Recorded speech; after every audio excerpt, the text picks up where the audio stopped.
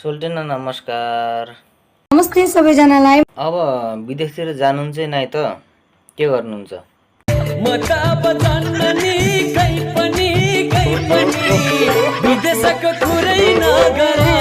अनि एलिना सोल्टेनाजी, हजुरको मनमा को भइबक्सिन्छ? यो कुरा झुट। हजुरको मनमा त विष्णु छन्। अनि म तपाईको मनमा आउँदाखेरि के कस्तो भइरहेको छ फिलिङ्स? अनि हजुरको गाउँ गएपछि घाँस दाउरा यताउति गर्नुपर्छ कि नै?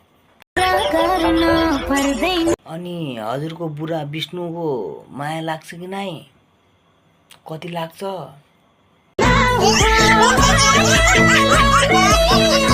अनि सोल्टिनाजी, कहिले कहिले झुक्नु पर्यो भनेपछि कसको लागि झुक्नुहुन्छ नि फेरि?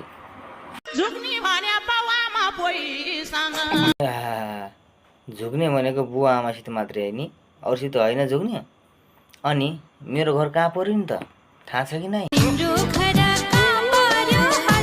घर सल्यान हो, सल्यान। अनि तपाईको त अहिले बिहे भइसक्यो। अनि पुरानो जियाफलाई के भन्न चाहनुहुन्छ नि फेरि? अनि अर्कै केटी बिहे गर भनेर सन्देश दिने? अनि सोल्टिना, मलाई आशीर्वाद दिनु पर्यो नि, के भने दिने, कसरी दिने, त्यो पनि त भन्नु। यति आशीर्वादलाई तपाईँलाई धन्यवाद छ।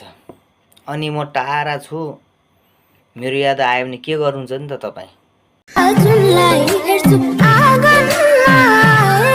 ए मलाई सोल्टिना आँगनमा आएर हेर्नुहुन्छ? अनि मलाई कहाँ राख्नुहुन्छ नि त फेरि? अनि अनावश्यक कुरा गर्नलाई के गर्नुहुन्छ नि त तपाईँ?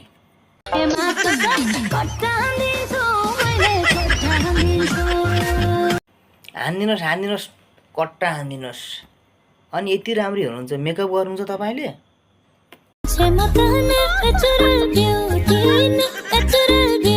ए नेचुरल ब्युटी हो? म त झुट बोले जस्तो लाग्यो।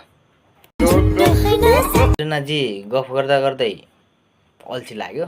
एउटा मिठो गीत गाइदिउँ न त सुमधुर स्वरले।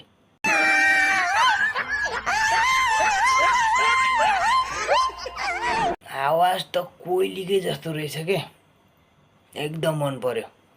अनि सोल्टिनाजी, तपाईँलाई पहिला पहिला धोका दिएर जाने मान्छेलाई के भन्नुहुन्छ त फेरि?